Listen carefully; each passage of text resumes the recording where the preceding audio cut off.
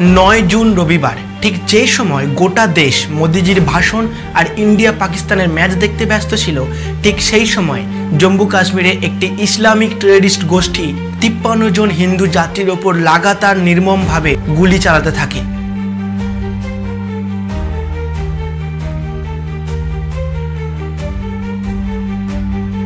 কুড়ি মিনিট ধরে এই গুলিবর্ষণের ফলে প্রায় 10 জন গুলিবিদ্ধ হয়ে মারা যায় আর বাকি 41 জন যাত্রী আহত হয়। কিন্তু এখানে প্রশ্ন একটা, কি এমন হয়েছিল যার জন্য এই নিরীহ মানুষগুলোর প্রাণ হারাতে হলো? কারা এই টিআরএফ? তাদের ভারত সরকারের সাথে কিসের এত দুশমনি?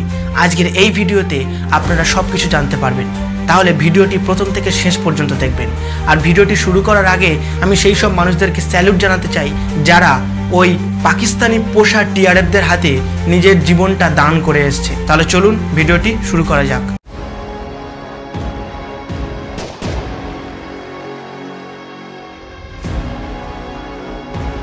9 জুন আনুমানিক 6টা বেজে 15 মিনিট জম্মু কাশ্মীরে একটি 53 সিটের বাস, যেখানে প্রায় 51 জন হিন্দু যাত্রী মাতা বিষ্ণু দেবীর দর্শন করে ফিরছিল। ঠিক সেই সময় পাকিস্তানের পোষা কুকুর অর্থাৎ টিআরএফ সংগঠন জঙ্গি গোষ্ঠী তাদের উপর অকর্কিতভাবে গুলি চালাতে থাকে। टेररिस्ट दिखे, एक तो इधर विंडो की साइड से पहले अटैक किया उसने, तो मैं बेहोश हो गई। उस अटैक से मिरर लगा था विंडो का। প্রথমটা সেই বন্দুকের একটি গুলি গিয়ে লাগে ওই বাস ড্রাইভারের।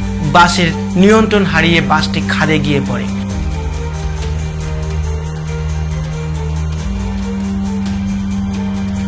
কিন্তু এখানেই তাদের পেট ভরে না, তারা ওই বাসের উপর লাগাতার 20 মিনিট ধরে গুলি বর্ষণ করে। बहुत तेज गोलियां चलाने लगे और अगर वो लोग ऊपर आ जाते तो आज हम ये इस अस्पताल में और इस गंभीर में हम नहीं रह पाते। আর এই গুলি বর্ষণের ফলে বাসের মধ্যে প্রায় 10 জন গুলিবিদ্ধ হয়ে ওই স্পটেই মারা যায় আর বাকি 41 জন যাত্রী প্রচন্ডভাবে ঘায়েল হয়। সবচেয়ে বড় ব্যাপার হলো, আপনি যদি প্রাথমিকভাবে এই অ্যাক্সিডেন্টটাকে লক্ষ্য করেন তাহলে অনেকেরই মনে হবে এটা হয়তো খুব সাধারণ অ্যাক্সিডেন্ট, কারণ পাহাড়ি অঞ্চলে এমন অ্যাক্সিডেন্ট হওয়া কোনো বড় ব্যাপার নয়। কিন্তু যখন ভালোভাবে এই অ্যাক্সিডেন্টটি খতিয়ে দেখা হয় তখন বোঝা যায় এটা আসলে কোনো অ্যাক্সিডেন্ট নয়, এটা একটা জঙ্গি টেররিস্ট হামলা। প্রথমত টিআরএফ গোষ্ঠী বা টিআরএফ জঙ্গি সংগঠন, যাদেরকে আমরা দ্য রেজিস্ট্যান্স ফ্রন্টস নামে ডাকি, তারা এই দায়টাকে এড়িয়ে গেলেও পরে তারা স্বীকার করতে বাধ্য হয় যে এই কাজ তাদেরই। কিন্তু আপনাদের মনে প্রশ্ন আসতেই পারে, এই টিআরএফ গোষ্ঠী কে? তাদের কখন উৎপত্তি হলো? তাদের পুরো ইতিহাসটা কি? দেখুন, টিআরএফ গোষ্ঠীকে যদি আমরা জানতে চাই তাহলে আমাদের কিছু বছর পিছনে আসতে হবে। 2019 সাল বিশাল একটা মেজরিটি সংখ্যা নিয়ে 370 বিল পাস হয়। আর এই 70 বিল পাস করাটাকে কেন্দ্র করেই এই টিআরএফ গোষ্ঠীর উত্থান হয়। 370 বিল পাস হওয়ার ফলে জম্মু কাশ্মীরের নানাভাবে ডেভেলপ হতে থাকে, নানাভাবে জম্মু কাশ্মীর পুরো দেশে তাদের নাম লেখাতে থাকে।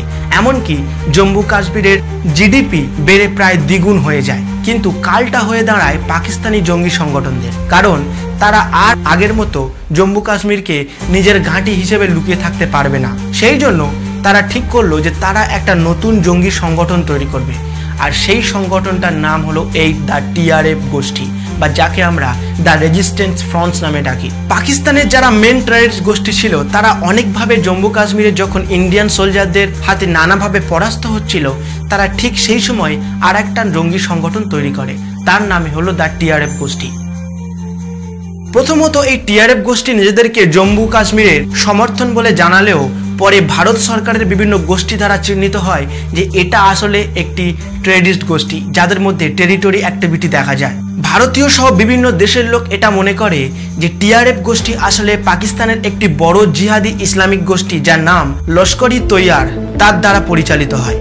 তারাই এই টিআরএফ গোষ্ঠীকে ইন্ধন যোগায়, কিভাবে জম্মু কাশ্মীরে বম্বিং করতে হবে, কিভাবে ইন্ডিয়ান সোলজারের পিছনে রাখতে হবে, কিভাবে তাদেরকে উস্কে তাদের গুলিবিদ্ধ করতে হবে। এই সমস্ত নানা রকম টেরিটরি অ্যাক্টিভিটি লস্কর-ই-তৈয়বাই এই টিআরএফ গোষ্ঠীকে প্রদান করে থাকে। মূলত 370 বিল বাতিলের পর থেকেই শেখ সাজ্জাদ গুল ও মোহাম্মদ আব্বাস শেখ মিলিত হয়ে টিআরএফ গোষ্ঠী তৈরি করে। এই টিআরএফ গোষ্ঠী যতবার ভারত সরকারের দ্বারা পরিচালিত এই ইন্ডিয়ান সোলজারের সামনাসামনি হয়েছে ততবার তারা মুখ চুবড়ে পড়েছে, কিন্তু এইবার তারা একটা বড় রকম প্ল্যান সিদ্ধান্ত করে, আর এই প্ল্যানটির নাম হলো এই রেজাই অ্যাটাক। ইতিহাস সাক্ষী আছে, আপনি যদি ইতিহাস ঘাটেন দেখবে সেখানেও এমন কুকুর প্রবৃত্তির মানুষ থাকে যারা সরাসরি সামনে যুদ্ধ করার ক্ষমতা নেই, কিন্তু পিছনে কি করে ক্ষতি করতে হবে তারা এটা খুব ভালোভাবে জানে। আর এখানেও সেই পাকিস্তান পোষা কুকুর টিআরএফ গোষ্ঠী ঠিক এই কাজটা করেছিল। পুরো দেশ যখন মোদিজি 3বারের মতো ক্ষমতায় আসার জন্য শপথ দেখতে ব্যস্ত বা ইন্ডিয়া পাকিস্তানের ম্যাচ দেখতে ব্যস্ত, তারা ঠিক এই সময়টাকে বেছে নিয়েছিল ওই টেরিটরি অ্যাক্টিভিটি করার জন্য, কারণ তারা বুঝতে পেরে গিয়েছিল যে প্রত্যেকটা মানুষের চোখ থাকবে টেলিভিশনে, আর সেই সময়টাই তারা একটা বিস্ফোরণ করবে।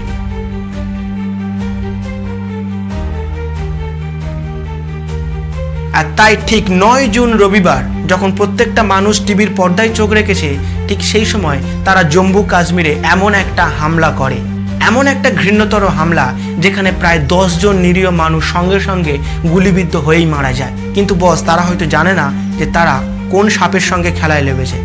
তারা সাপের গায়ে তো পা দিয়েছে, কিন্তু এটা ভুলে গেছে যে সাপের গায়ে পা দিলে ছোবলটাও খেতে হয়। ইতিমধ্যে মাননীয় প্রধানমন্ত্রী সহ বিভিন্ন অনেক হেভিওয়েট নেতারা জানিয়ে দিয়েছে যে এর ফল খুব মারাত্মক হবে, আর ইন্ডিয়ান সোলজার কীরকমভাবে তাদের প্রতিশোধ নিতে জানে।